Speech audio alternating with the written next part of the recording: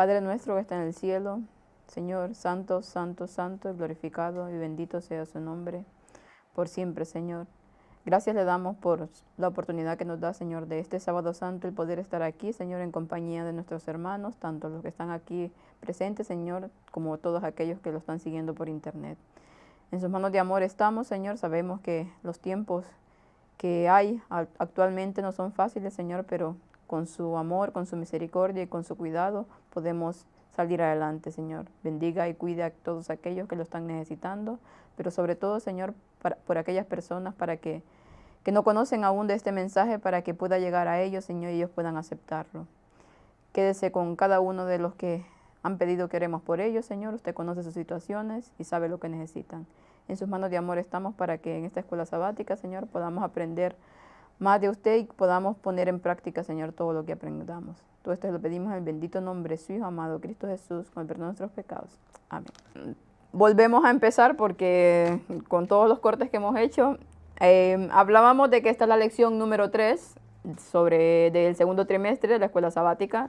Acordémonos que es una escuela sabática que se titula Preparación para el tiempo del fin.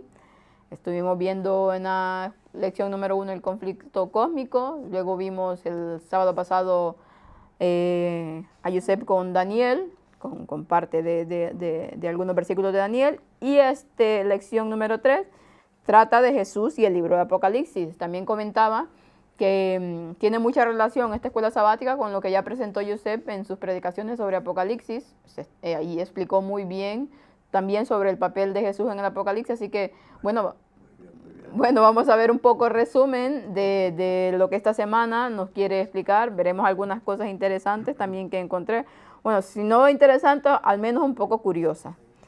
El versículo para memorizar nos habla de Apocalipsis 3:21 y dice que al que venciera, le daré que se siente conmigo en mi trono, así como yo he vencido y me he sentado con mi Padre en su trono. Si los que han visto la lección de esta semana,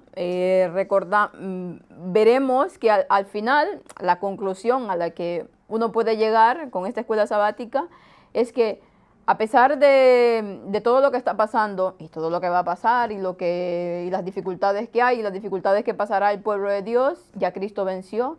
Y en el Apocalipsis nos habla acerca del principio al final. O sea, acordémonos que el Apocalipsis también se relaciona un poco con toda la historia de lo que fue la creación, y todo va relacionado, pero que nosotros veremos, como dice aquí, que al final el que venza, Cristo le dará de que se siente con él, porque él ya venció. O sea, Cristo es un ejemplo para nosotros de que él ya pudo vencer y que por lo tanto nosotros nos ha dado la fuerza y nos ha dejado todo para que también podamos vencer.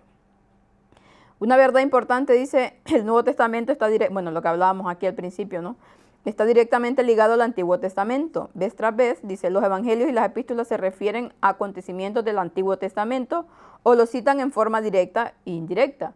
Recordemos que hay muchos del mundo protestante, evangélico, que habla de que el Antiguo Testamento se fuera, que ya no vale, que ahora solo estamos en la época o en la era del Nuevo Testamento y que por lo tanto lo otro no sirve. Por lo tanto, lo que Jesús dice en los evangelios y en las epístolas tampoco sirve, porque cita mucho el Antiguo Testamento, así como los apóstoles.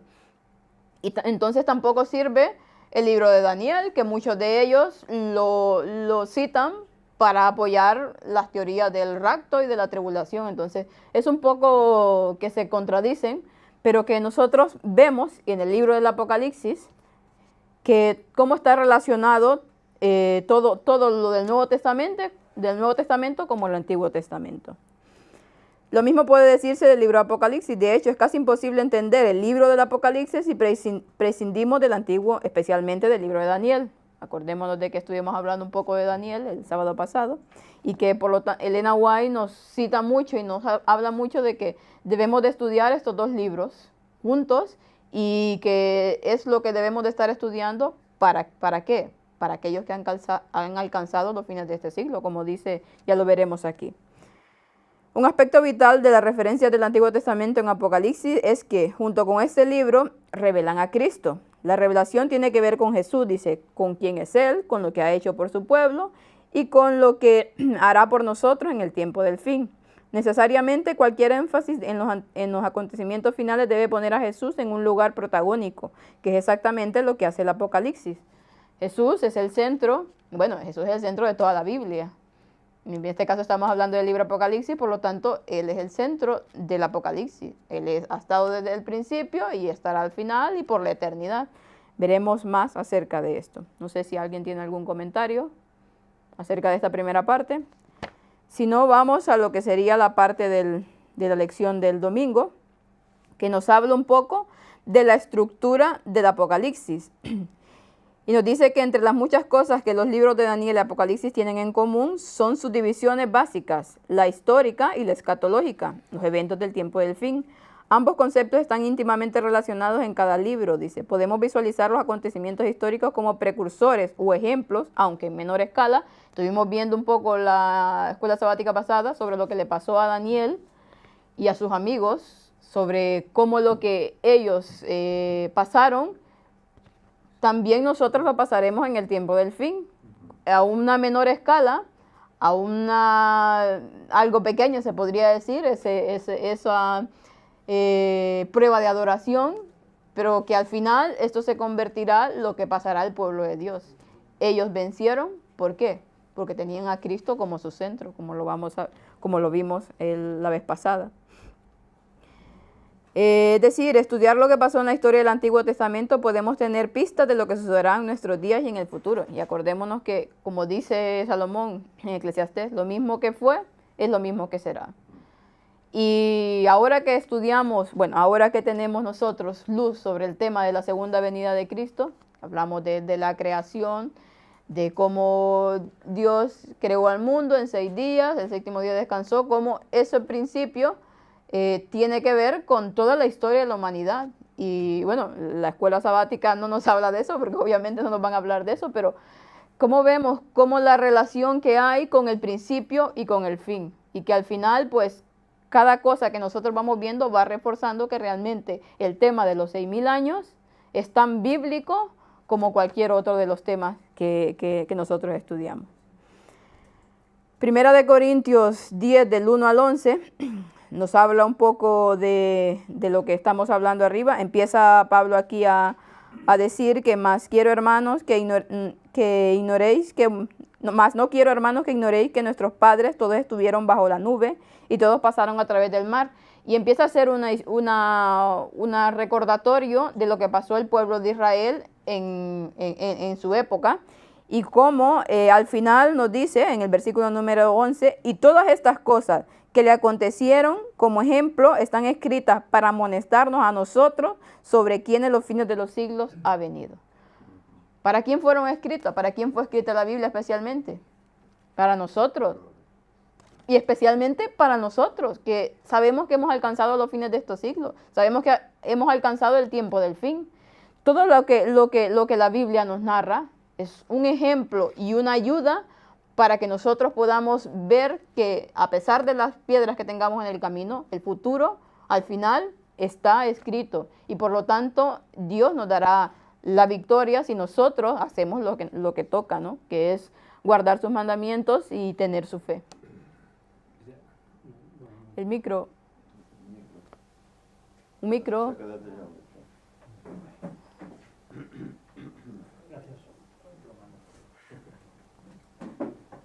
Y esto lo entiendes perfectamente cuando te das cuenta que quizá nunca ha habido tanta oscuridad como ahora, pero tampoco ha habido nunca tanta luz tampoco, sí. ¿no? O sea que realmente el contraste nunca había sido tan grande, ¿no? Exacto. Hoy en día podemos, lo que decía Luis es interesante, podemos ver tanto un lado como el otro. Y cómo, a pesar de que hay tanta oscuridad, porque el mundo está como está, el mundo está imbuido en una oscuridad, pero podemos ver cómo la luz de la verdad brilla en medio de esa oscuridad, que es más fuerte. Claro, la luz es más fuerte que la oscuridad. Y cómo Dios nos ha dado un mensaje que tenemos que estar repartiendo al mundo. Nos dice que debemos de ser antorchas para el mundo. para que otras personas que a lo mejor nunca han escuchado hablar de este mensaje puedan hacerlo y puedan ver que hay esperanza.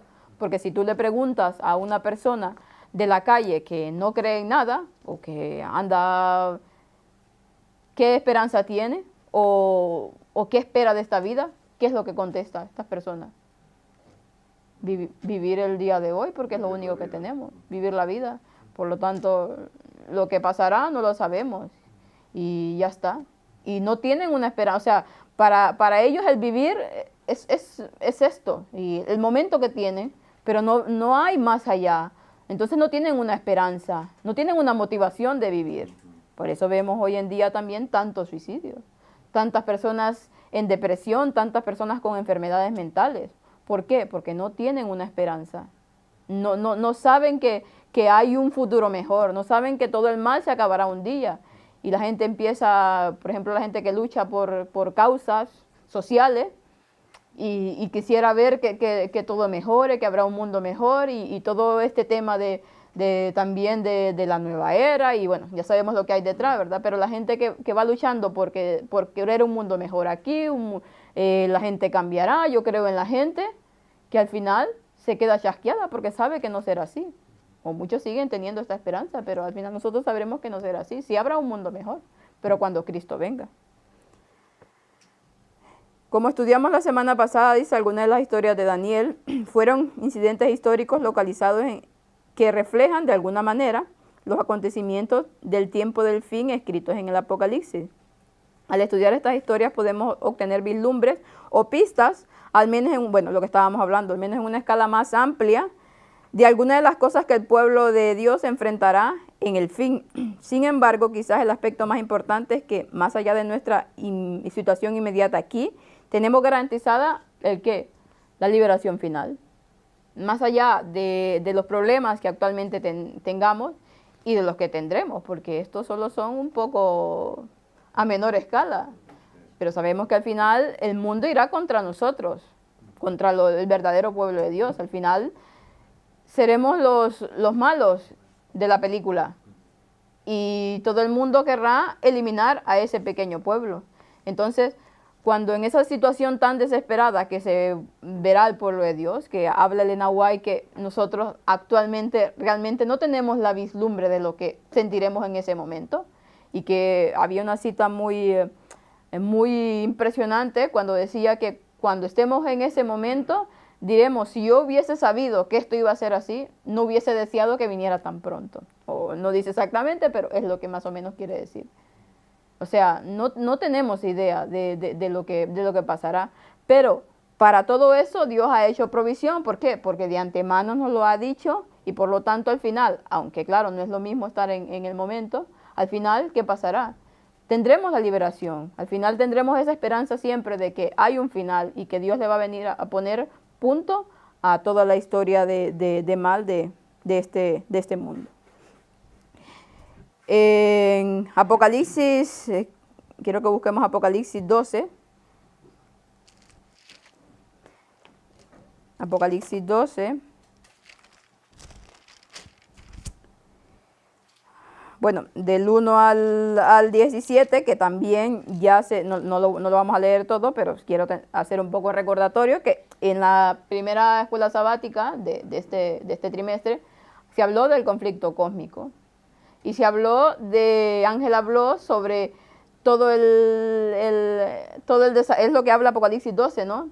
Todo, un poco el desarrollo del mal hasta el final. Aquí nos habla de cuando Satanás cae, y cuando Jesús nace, y cuando persigue, y cuando vuelve a perseguir al final. Pero que al final, ¿qué pasa? Que Dios va a poner punto al final. Entonces un poco de historia, el libro de Apocalipsis, tanto como Daniel, nos hace un poco de historia de lo que pasó al final, pero cómo nos va narrando todo el proceso de esa historia hasta el final, hasta la liberación final. No sé si alguien tiene comentario acerca de eso, si no... Sí, diríamos que es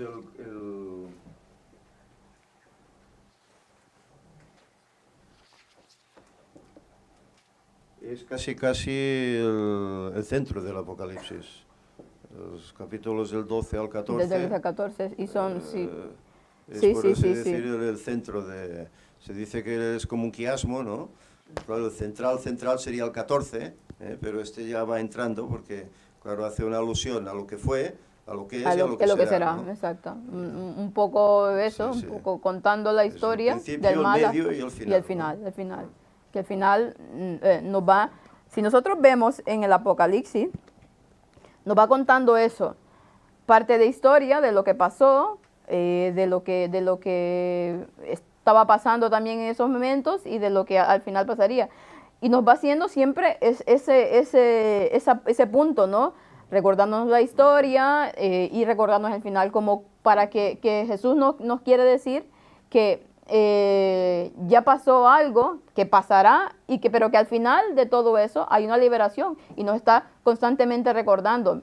Vas a pasar dificultades, pero al final habrá liberación. Si vemos en los capítulos sobre las iglesias, que les empieza a hablar de las cosas buenas que tienen, de las cosas malas, pero que al final siempre al vencedor le daré esto, al que vence, siempre hay promesa. El libro del Apocalipsis muchas personas lo consideran, yo me acuerdo que cuando estaba en el colegio, mis compañeras, ay no, ese libro de Apocalipsis me da mucho miedo.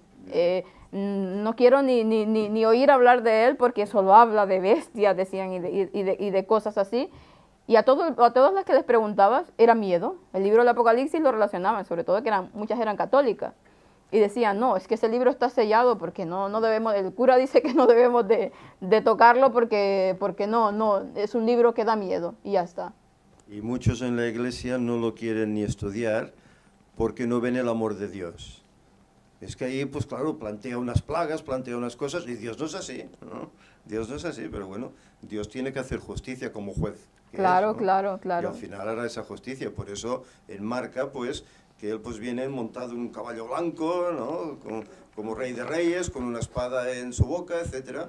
Al final tiene que hacer justicia. Ante el mal y ante el diablo, tiene que hacer justicia. Claro, aquí también en la tierra la gente clama por justicia. Ve algo malo y ¿qué quiere? Los que realmente no tienen aún el corazón ennegrecido por el mal. Dicen, pasa esto, quiero que se haga justicia. Alguna persona le ha hecho daño a otro, tiene que hacerse justicia.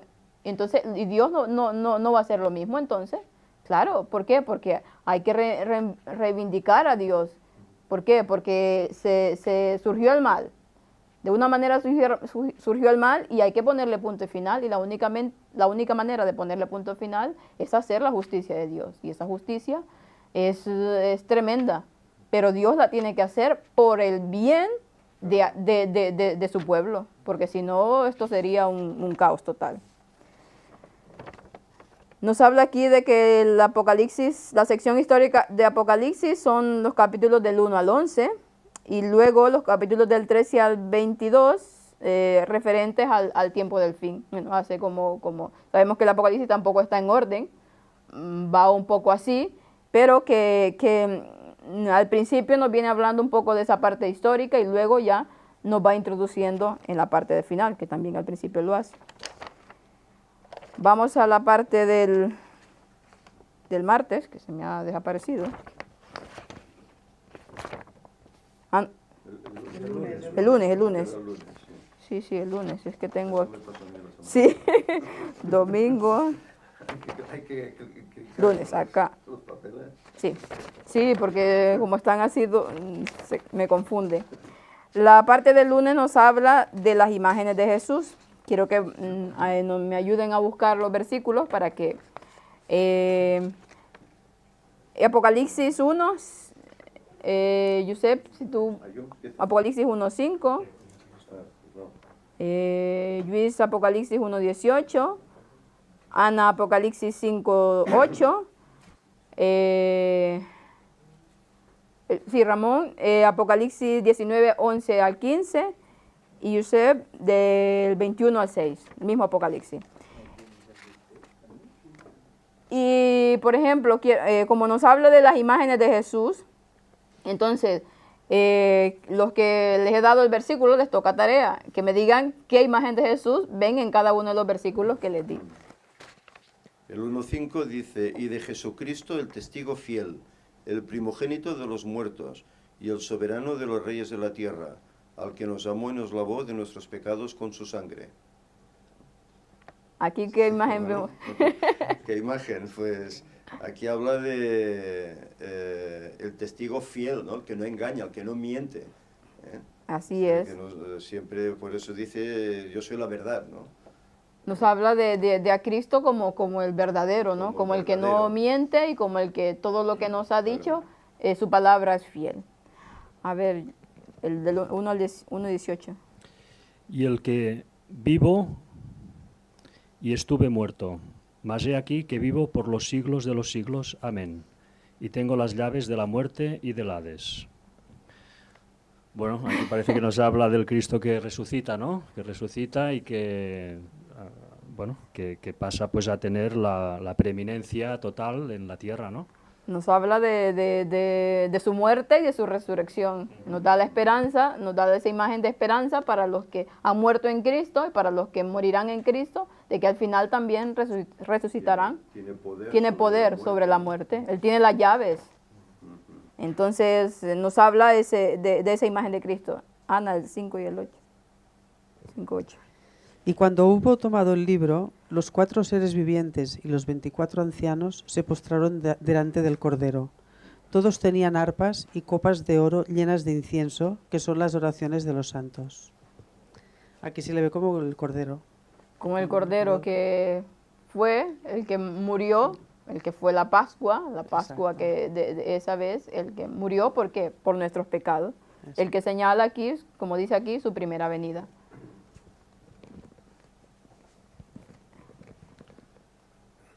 Leo, 19 del El 11 al 19. 15.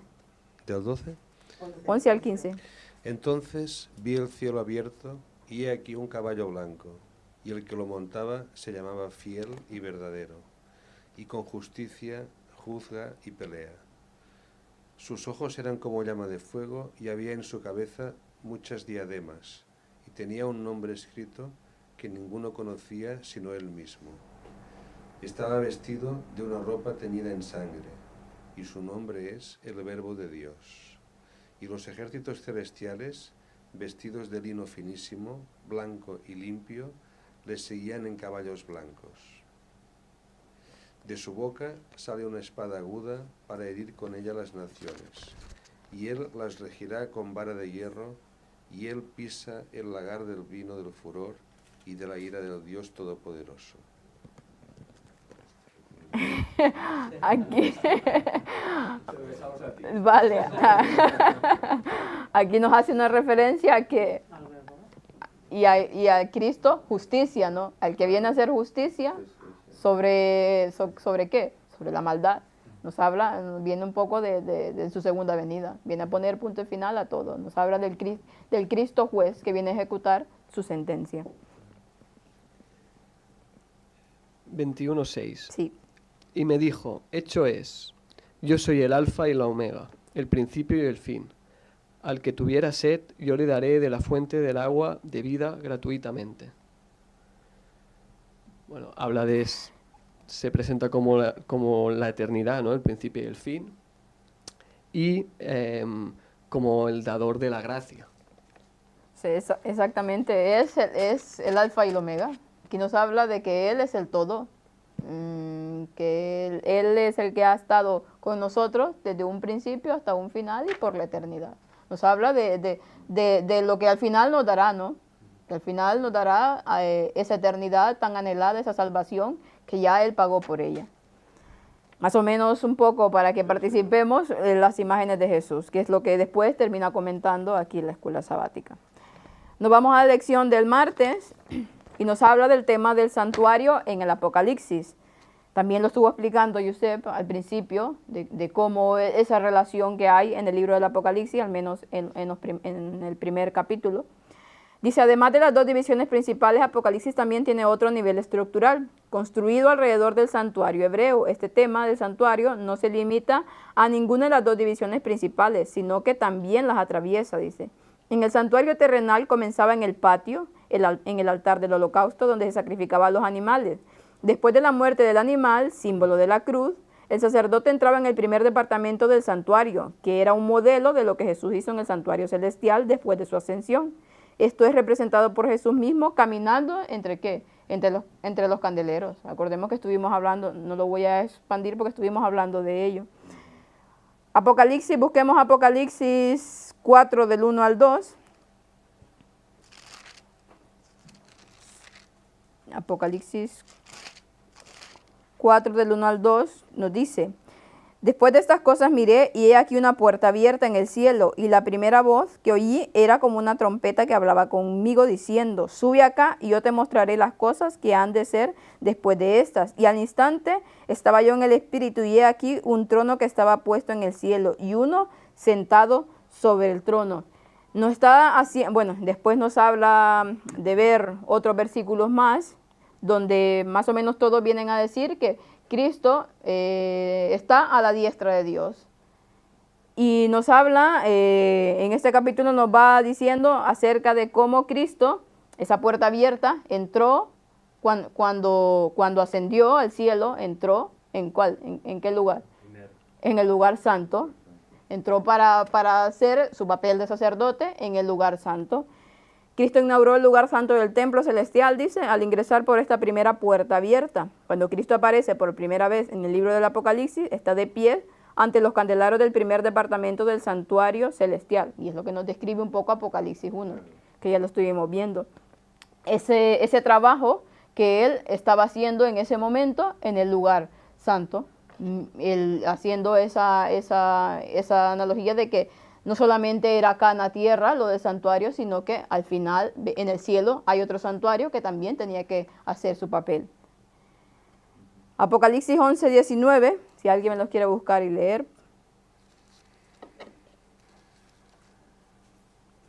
¿Quién tenga el micro?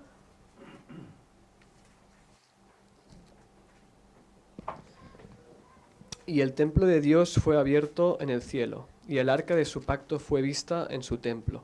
Y hubo relámpagos y voces, y truenos y un terremoto, y grande granizo. Nos presenta primero Apocalipsis a Jesús en figura de sacerdote oficiando, ¿dónde? En el primer templo, ¿no?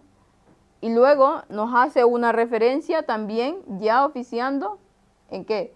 En el lugar santísimo. Y si vemos, y si recordamos nosotros, en Apocalipsis, cuando nos habla del chasco y de lo que pasó, cuando Jesús pasó de un lugar a otro, de lo que pasó el pueblo de Dios de ese momento. Bueno, al final que quedó en pueblo adventista, eran los mileritas, pero al final se convirtieron en adventistas. Y nos habla de que la imagen del arca del pacto, dice, en el santuario celestial es una referencia indiscutible al lugar santísimo o al segundo departamento.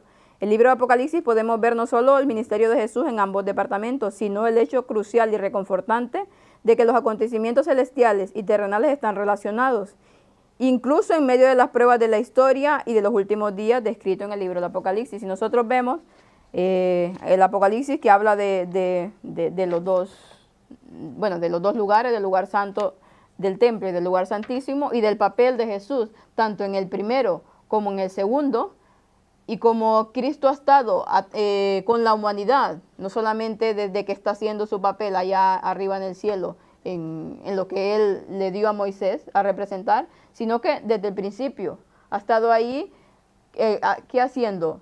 Pues trabajando para que su pueblo pueda hacer fin al final del tiempo. Y hoy en día está oficiando en el lugar santísimo, está siendo como sumo sacerdote, ¿para qué? Intercediendo por nosotros, para que nosotros podamos tener ese acceso al cielo, ese acceso a Dios por medio de las oraciones. No sé si alguien quiere comentar. Bueno, continuamos porque el culto también será un poco largo hoy. Aquí hay una cita de Elena White que nos dice: todo el cielo está empeñado en la tarea de preparar a un pueblo que se mantenga firme en estos días finales. La conexión entre el cielo y la tierra parece ser muy estrecha. Nos habla Elena White de que todo el cielo, dice. O sea, nosotros a veces no somos conscientes. Todo el cielo está con su vista puesta, ¿a dónde? Aquí en la tierra. somos espectáculos ante el universo, dice, y todo el cielo está expectante y todo el cielo está trabajando por nosotros, que no tenemos ni un mérito. El Son sueño, los que nos sentimos a veces. Imagínate, el sueño de Jacob, ¿no? esa escalera que veía ángeles que ministra, claro, ministrando en favor de nosotros. A veces no somos conscientes de ello. Y tantas personas que hoy en día se sienten tan solas. Bueno, del mundo podemos entenderlo, ¿no? Porque no tienen este conocimiento, pero los cristianos, que sabemos todas estas cosas, Pero debemos tener esa seguridad de que nuestro ángel está ahí, ¿eh? no deberíamos nunca de sentirnos solos, la realidad. Porque todo el cielo está ¿en qué? Trabajando en favor de nosotros. Tenemos a todo el cielo viéndonos, a los ángeles, a Cristo, a Dios, el Espíritu Santo en nosotros, actuando para que podamos ser salvos y para que no nos sintamos solos, porque no lo estamos. Entonces, cada vez más debemos de tener más esa conciencia de que todo el cielo está trabajando en favor nuestro. No porque tengamos méritos, porque no los tenemos, sino porque Cristo ya murió en la cruz para que nosotros pudiésemos tener el acceso ese que se había cortado cuando vino el pecado. Un poco ese es el tema del santuario. La lección del miércoles ya nos habla de Cristo en el Apocalipsis, ya como Él como el centro. Bueno, todo lo habla, pero más o menos aquí nos empieza a explicar más. Todo el libro del Apocalipsis dice, desde la estructura hasta el contenido, tiene un único propósito. ¿Cuál es el propósito? Revelar a Jesucristo, revelar a Cristo en su palabra. Por eso las palabras iniciales del libro son la revelación de Jesucristo. Esto generalmente se entiende como la revelación de Jesucristo, es decir, dada por Él, la revelación sobre Jesucristo, la revelación acerca de Él. El hecho de que sea una revelación va en contra de los que creen que el libro del Apocalipsis es demasiado de entender. Claro, si es que ya su mismo significado ya lo habla, es una revelación. Es una revelación que Dios nos hace, ¿para qué? Para que nosotros entendamos lo que va a pasar en el tiempo del fin, para que nosotros comprendamos que Cristo está en el centro de todo y que Él está al mando y que por lo tanto no va a pasar nada de lo que Él no quiera que pase y que si seguimos en esa línea, pues al final obtendremos la victoria. Y nos habla Apocalipsis 1, del 1 al 8.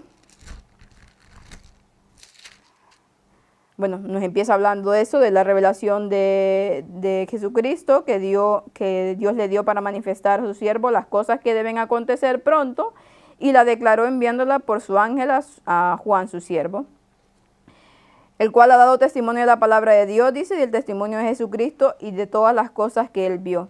Y si yo encontré algo interesante, yo sé que la Biblia no fue escrita en capítulos ni en versículos, pero es interesante que si nosotros vamos leyendo el capítulo 1 y los versículos del 1 al 8, justo en el número 7 nos dice, he aquí que viene con las nubes y todo ojo le verá y los que les traspasaron y todos los linajes de la tierra harán lamentación a causa de él, así sea, amén.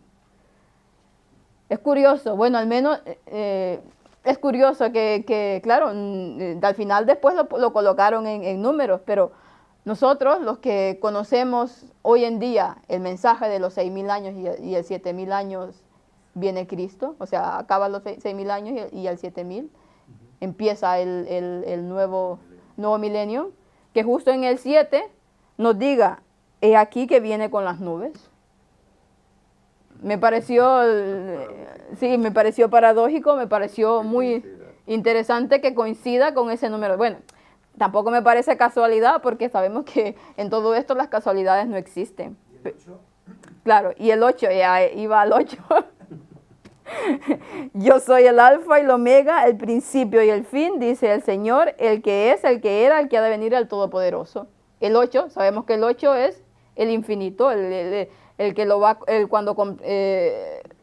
la eternidad. Y nos habla que Él es el principio y el fin. Y de que es, el que era y el que ha de venir.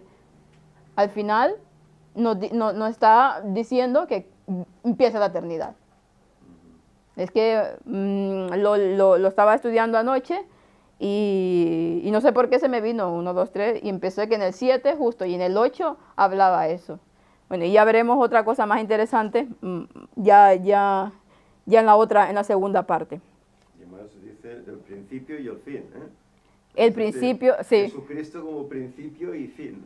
Él es todo. Él es todo. En el 8, en el octavo milenio, es el nuevo principio. Micro.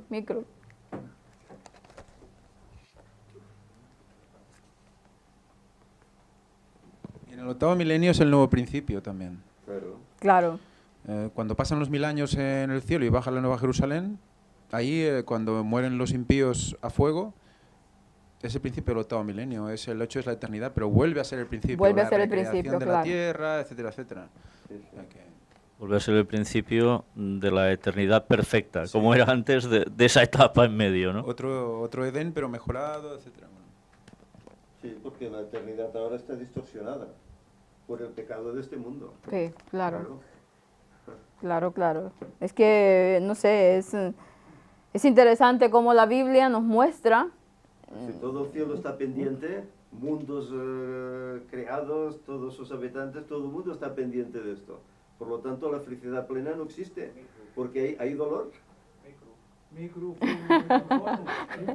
Ya lo han oído, ¿no? No se escucha muy bien, aunque a pesar de que habla Ahora fuerte. no me acordaré de lo que he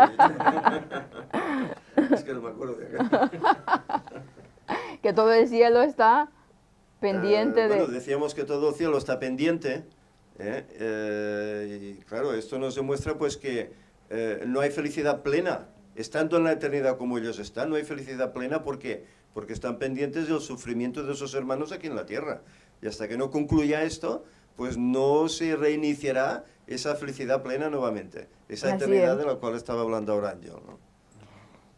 Y es curioso de que, claro, estas escuelas sabáticas, la mayoría vuelven a dar las vuelven a dar de pasadas, ¿no? Algunas que las dejan ya tal cual, pero de como hace años, pero otras las van retocando un poco.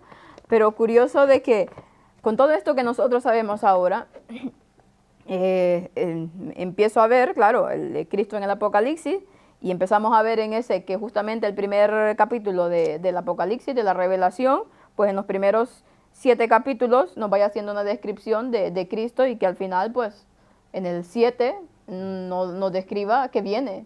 Y conociendo hoy los 6000 años de pecado y que Cristo viene, cómo agarra una importancia, cómo la Biblia agarra un matiz distinto y que te emociona y que te das cuenta de muchas cosas que antes veías y que decías, bueno, sí, significa esto. Pero la profundidad que hay en cada una de las cosas que Dios nos va mostrando es impresionante en cada versículo. Por eso es que nos habla de que es como un tesoro escondido, que solamente si buscamos, si nos dejamos de prejuicios, nosotros podemos indagar y podemos ver estas cosas tan maravillosas que nos emocionan al final, porque la luz que Dios está dando ahora actualmente es impresionante. Y cómo los que realmente buscan se emocionan de encontrar estas perlas en la palabra de Dios. Y que cómo estas escuelas sabáticas serían mucho más interesantes si realmente estos temas se les diera la profundidad que tienen.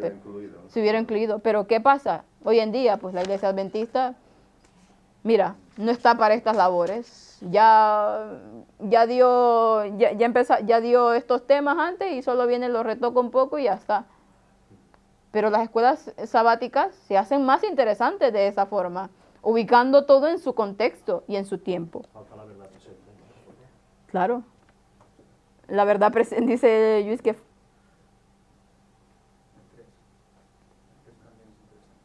Sí, él habla de Apocalipsis 1:3, nos dice, bienaventurado el que lee y los que oyen las palabras de esta profecía y guardan las cosas escritas porque el tiempo está cerca. Hablamos del 7º milenio y del 3er milenio, de uno desde el principio del pecado y otro desde la muerte de Cristo. Si es que la Biblia es esto, es para disfrutarla y para encontrarle el significado de esa esperanza bendita, porque al final toda la Biblia va envuelta en la esperanza de la segunda venida. Porque si no fuera así, ¿qué sentido tendría? Dios nos muestra en toda la Biblia su segunda venida, prácticamente. ¿Quieres micro?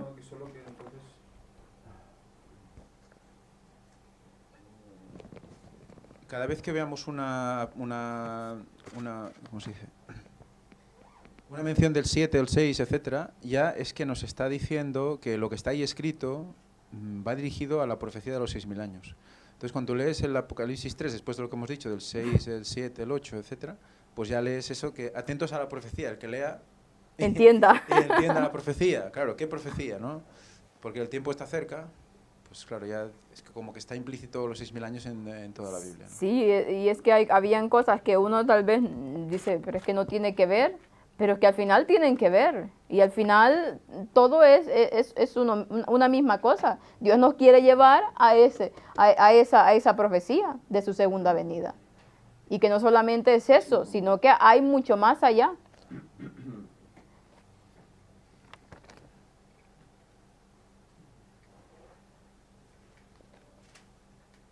Yo os diría que como incluso experiencia personal, con los años que uno ha estado en la iglesia, ¿no? Llegaba un punto en que parecía que ya no se podía avanzar más, ¿no? Sí, sí, sí. Que ya teníamos todo el conocimiento bíblico establecido, descubierto, mostrado.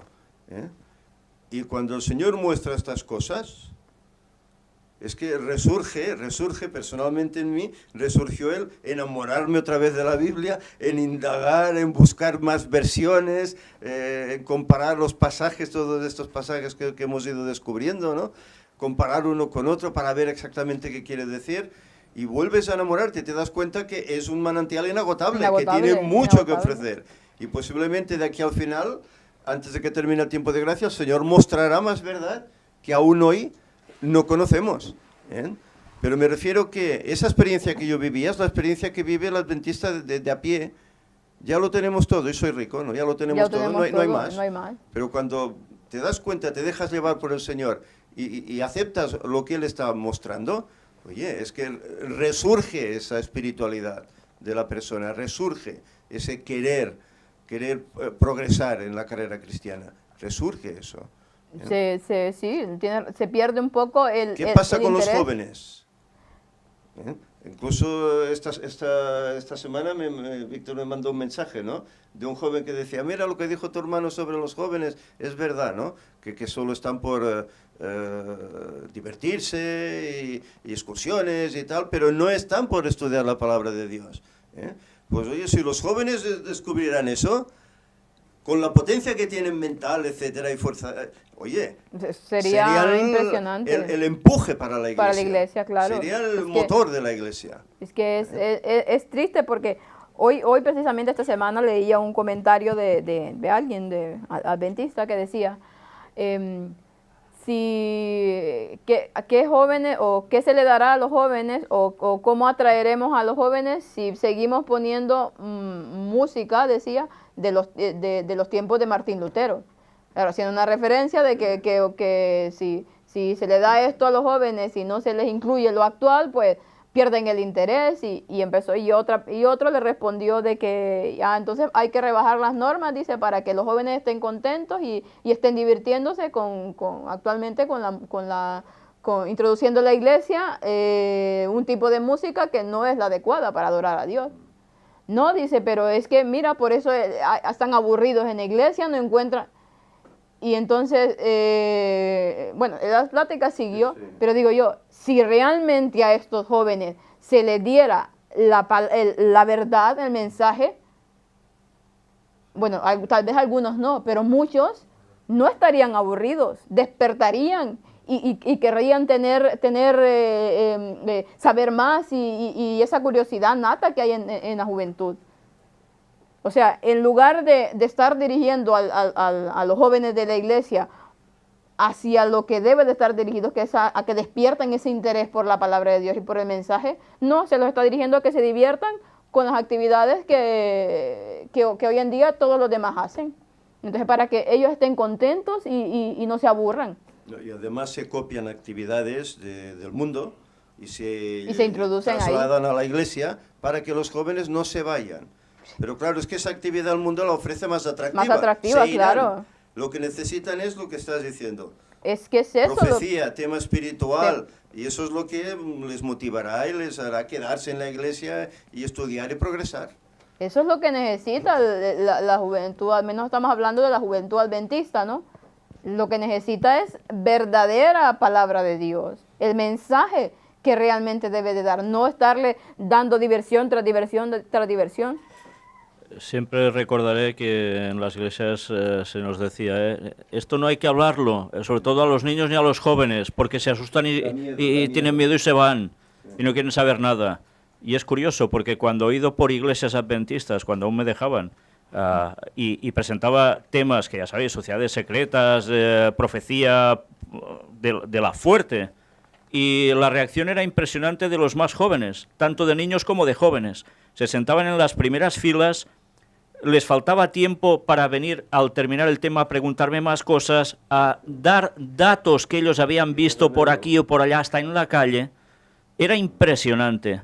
Y resulta que los otros, que son los que tienen miedo en verdad de saber, de conocer la verdad y aplicarla, son los que se excusan en los jóvenes y los niños para que no se les instruya en esto. Y es porque ellos mismos no quieren saber. El problema no está en los jóvenes, el problema está en los que educan a esos jóvenes. Exacto, en la ahí iglesia. está, ahí está el problema. Ahí está el problema porque, a ver, hay muchos jóvenes que por sí mismos buscan. Voy a hablar un poco de mi caso, porque a mí siempre me ha interesado los temas proféticos, desde que estoy en la iglesia, a partir de los 10, de los 12, a mí cada vez que había un mensaje profético en la iglesia, me movía mucho.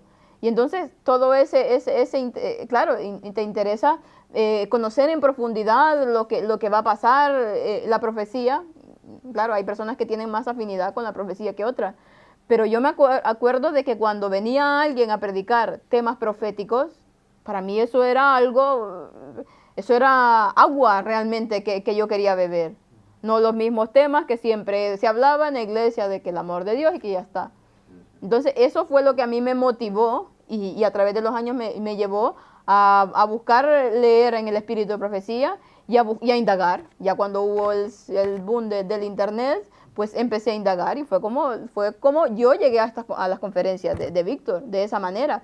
¿Pero por qué? Pero hay otros jóvenes que no tienen esa curiosidad, ¿no? O sea, sí la tienen, pero no se mueven a buscar por ellos mismos. Está dormida, ¿no? Sí, está dormida. Pero si hubiese personas ahí adentro que le incitaran a que naciera, a que despertara esa curiosidad, hombre, la iglesia adventista sería otro asunto. ¿Por qué? Porque esa juventud, esa fuerza, esa energía que tienen, es que se devoraría prácticamente el mensaje a todo el mundo. Y es que al final los jóvenes son los que darán el mensaje, ¿no? Porque son los que tienen esa lucidez, esa fuerza para poder hacerlo. Pero que yo quedaba, hombre, si lo que los jóvenes necesitan es esto, es que se les muestre el mensaje de verdad. Todo el tema que se está llevando aquí, puertas dimensionales, que el mensaje de los 6.000 años, todos los temas que se están presentando hoy actualmente, son unas joyas para que estos jóvenes puedan despertar y puedan realmente hacer lo que tienen que estar haciendo, no perdiendo el tiempo en tonterías de clubes y de actividades que para nada les sirven. Lo que les sirve es la palabra de Dios, porque es lo único que tendrán al final. Pero lamentablemente que no, traigámoslo del mundo a la iglesia para que estén contentos y así estén entretenidos, y ya está. Y al final ni aún así los detienen, porque muchos se van. Sí. Nos habla para ir terminando, dime. Es que ya puestos nadie va a la copia, vas a la original. Claro, si es que la copia si tú en la iglesia te dan una copia de lo que es el mundo, pero devaluada, entonces ya te vas a lo que es el original. Hay que dar las cosas auténticas, ¿no? Y el cristianismo se basa en su autenticidad. Si le quitas un ápice de esa autenticidad, realmente va perdiendo interés y te vas decantando hacia lo otro, ¿no? Así es, genial lo que ha dicho Luis. Realmente, las copias, son baratijas que al final nadie quiere y algunas personas porque les toca, pero cuando se les da eso, el mensaje realmente, hombre, no querrán esas otros tipos de diversiones, querrán estar empapándose de la palabra de Dios y de cómo es tan bonita cuando se lee como se tiene que leer, cuando se descubren las joyas tan impresionantes que hay. Yo me acuerdo que está presentando, Víctor estaba presentando, bueno, solo ha presentado una conferencia de los misterios de Babilonia, y mi hermano y algún otro joven más me ha dicho, es que este tema es interesantísimo, ya quisiera otros que la iglesia estuviera dando este tipo de temas. Muchos jóvenes se despertarían y verían como el tema de los antediluvianos. Es que son temas tan bonitos que realmente moverían sobre todo a la juventud, ¿no? Ya sí de un todo, pero la juventud que tiene gusto por este tipo de cosas y que se dan aquí, sería estupendo. Pero lamentablemente, ¿qué pasa? Dirigentes dormidos y jóvenes totalmente muertos espiritualmente. Vamos bueno, aquí en la parte de Apocalipsis 22, hay otra cosa interesante. Yo no me acuerdo, no sé si esto se mencionó, porque ya no me acuerdo, a mí se me vino ayer que lo estaba haciendo. En Apocalipsis 22 nos habla del versículo 7, 12 y 13. Pero me pareció interesante que en el libro 22 del Apocalipsis, que es el libro final, el libro con que se termina la Biblia y nos habla ya de su segunda venida, en el versículo 7 nos dice, Jesús nos dice, he aquí yo vengo pronto, bienaventurado el que guarda las palabras de la profecía de este libro. En el 7, en el 12 nos dice, y he aquí, segunda vez, yo vengo pronto y mi galardón conmigo para recompensar cada uno según fuere su obra. Y al final, en el versículo penúltimo nos dice, el tercero, el que da testimonio de estas cosas dice, ciertamente vengo en breve, amén, así sea, ven Señor Jesús. 3 veces dice Jesús, he aquí yo vengo pronto. Y en la tercera, ciertamente yo vengo. Ciertamente viene en ese tercer milenio. Lo vi, me pareció tan, digo yo, seguramente habrá 3 veces, porque empecé a leerlo, no sabía que había 3 veces, y empecé a leer el primero, digo yo, sí, hay un segundo, y en el tercer, ciertamente yo vengo en breve. Ratifica que ciertamente Él viene en el final de esos 2000 años, al principio de ese tercer milenio. El versículo 6 dice, ¿quién va a dar el mensaje? Y el versículo 6 nos dice, me dijo, estas palabras son fieles y verdaderas, y el Señor de los santos profetas ha enviado a su ángel para que mostrara a su siervo las cosas que deben de acontecer en breve. Y el 7 ya nos dice, he aquí vengo pronto. ¿Qué ángel? El mensaje del cuarto ángel, claro está. Ciertamente a sus siervos, ¿quiénes? A sus siervos, al pueblo de Dios, a los que están tratando de hacer su voluntad. Dará ese mensaje final a todo el mundo, ese mensaje que es el que despertará las conciencias, el último mensaje, el mensaje del cuarto ángel. Es que empiezas a leer, sí, eso no me había fijado, yo me fui a partir del 7, y es que justamente en el 7 otra vez nos vuelve a decir, aquí vengo pronto, y ya después empieza con el aquí yo vengo pronto, y la tercera vez dice, ciertamente vengo en breve. Ciertamente Jesús viene, y ciertamente los 6000 años de historia están aquí en la Biblia. Y el que diga lo contrario, discúlpeme, pero está totalmente ciego. Esto que estás diciendo va asociado con lo que siempre se ha comentado. ¿Cómo puede ser que dices, sí, Señor, vengo en breve, etcétera, etcétera, ¿no? Si han pasado 2000 años, eso no es breve. Pero fíjate que tal como lo enmarcas, coincide con lo que venimos diciendo de los milenios, un día 1000 años. Cuando Jesús estuvo en la tierra, durante sus 33 años y medio, habían pasado 4000 años de historia. Sí. Por tanto, en una semana milenial ya queda breve tiempo para llegar al de reposo, ¿no? Al día de reposo, al sábado milenial. Por tanto, quedaba poco tiempo. Quedaba poco tiempo. En comparativa.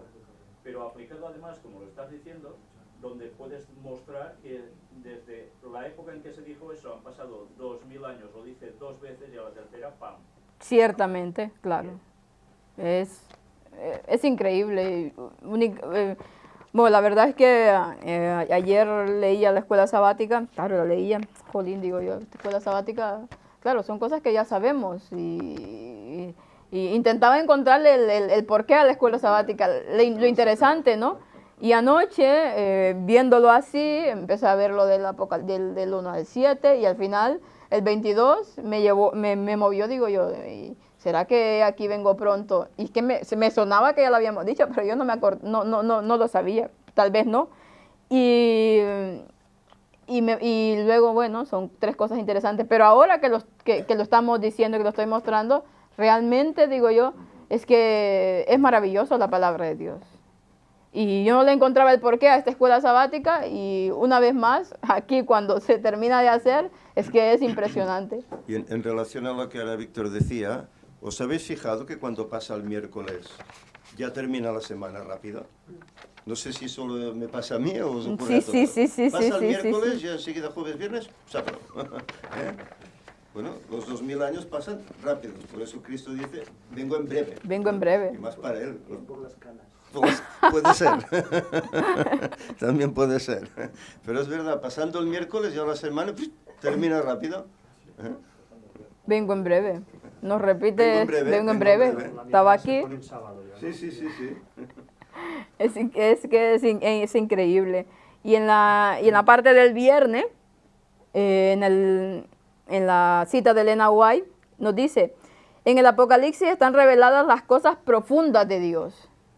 Y no hay profundidad en todo esto, en este tema. Y en el Apocalipsis, bueno, en toda la Biblia, pero especialmente en el Apocalipsis, que es la revelación, están reveladas ¿qué?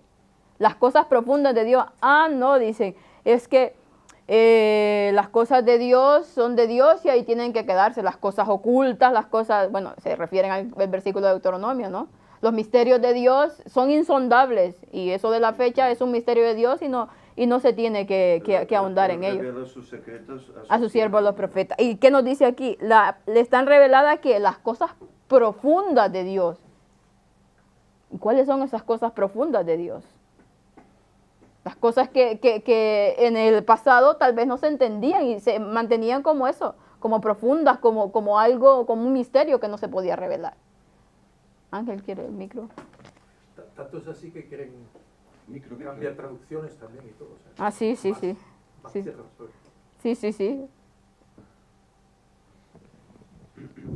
Del 7 al 20 son 14 versículos, el 7 incluido.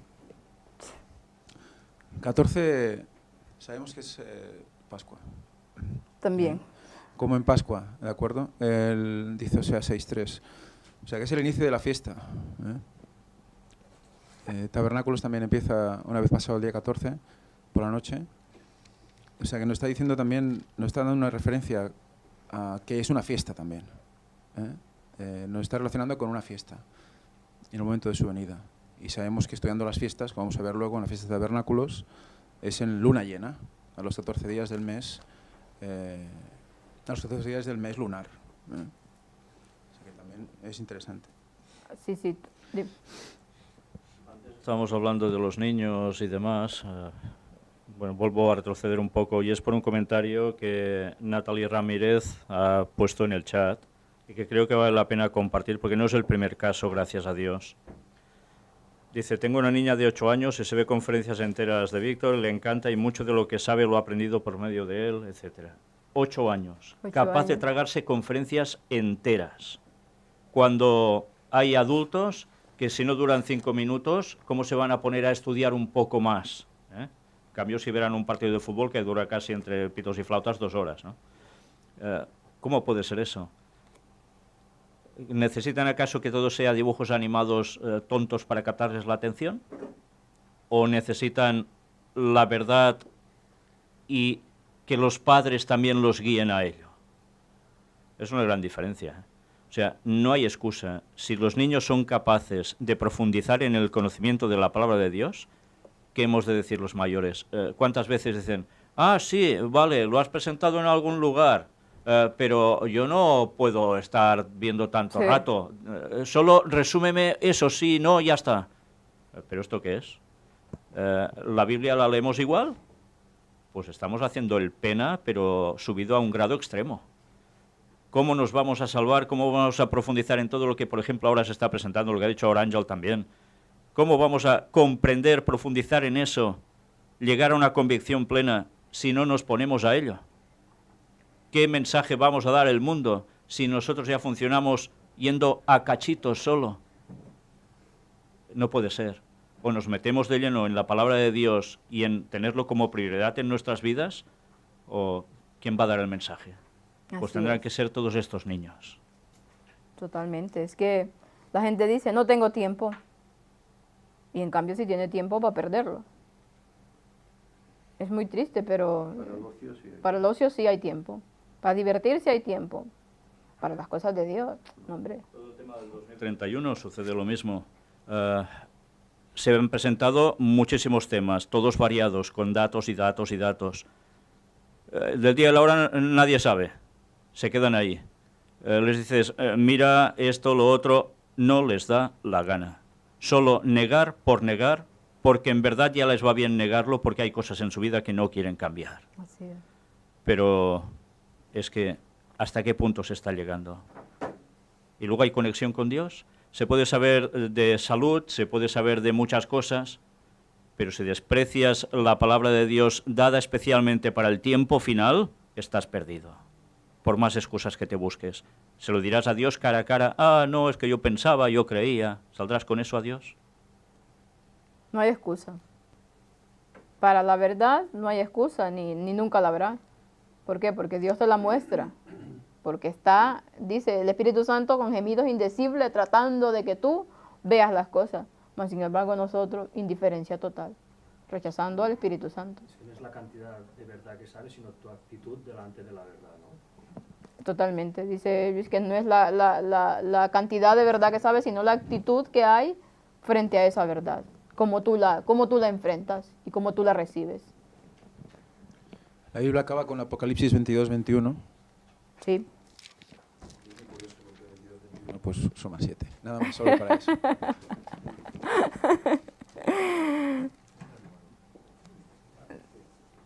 Tantas cosas que seguro que hay de interesantes y que si nos dedicáramos un poquito más a leer la Biblia de esa forma, creo que sería impresionante.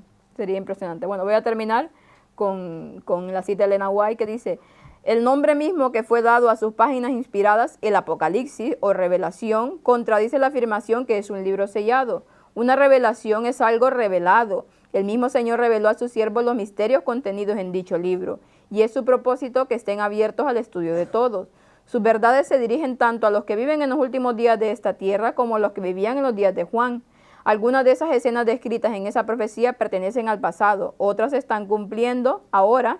Algunas tienen que ver con el fin del gran conflicto entre los poderes de las tinieblas y el príncipe del cielo, y otras revelan los triunfos y la alegría de los redimidos en la tierra nueva. El libro de Apocalipsis es un libro revelado para quienes, sobre todo para los que han alcanzado el fin de los siglos, sobre todo para nosotros, donde están reveladas las cosas profundas de Dios y donde está revelada que al final Dios nos dará la victoria. Dice, al que venciere, yo le daré conmigo que se siente junto a mí, porque ha vencido como yo he vencido al mundo. Entonces, en la palabra de Dios, en el Apocalipsis especialmente, está revelado que vamos a vencer si nosotros hacemos lo que Dios nos dice, si nosotros guardamos sus mandamientos y tenemos esa fe de Jesús. Si al final somos perseverantes y logramos llegar a ese punto, a pesar de que muramos en el camino, no importa. Pero si hacemos lo que Dios nos dice, tendremos la victoria al final y resucitaremos con Él y estaremos con Él para siempre, por la eternidad. Dios nos ayude a que podamos encontrar ese deseo y esas ganas de poder estudiar su palabra y de poder encontrarle todo lo que en estos momentos, en esta escuela sabática, se ha dicho, esa majestuosidad que tiene la palabra de Dios. Así que vamos a terminar con una oración.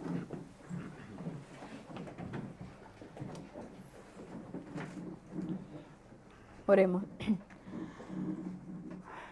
Amantísimo, glorioso Padre que está en el cielo, Señor, gracias le damos nuevamente porque a pesar de los pecadores que somos, Señor, a pesar de que no hacemos, Señor, todo lo que debiéramos hacer, usted nos muestra, Señor, y nos da la sabiduría y el entendimiento para poder estudiar su palabra, Señor, y para poder encontrar la majestuosidad que tiene su palabra, Señor, y todos aquellos tesoros, Señor, que no están escondidos, Señor, simplemente que nosotros no tenemos esas ganas y esa sed de buscarlo. Ayúdenos para que cada día, Señor, nuestro tiempo, nuestra vida y todo lo dediquemos a usted completamente. Guíe, Señor, a su pueblo. Sobre todo, pedimos oración especial por nuestros jóvenes, Señor.